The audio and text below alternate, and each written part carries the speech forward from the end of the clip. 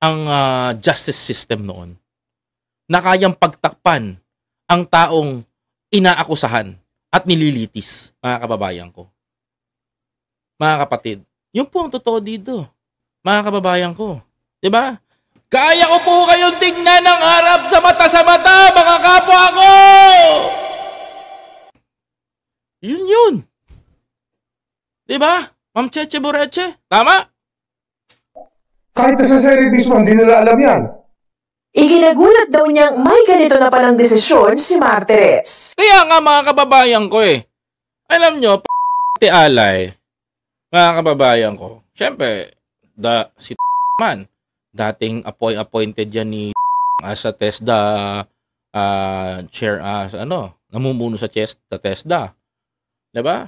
Tapos ito pa mga kababayan ko, ito pa matindi, mga kapatid. Nagkaroon ng kaso na FIDAF, mga kababayan ko, sa mga faking NGOs, allegedly. Dinismiss yung kaso, hindi na pinaalam sa media.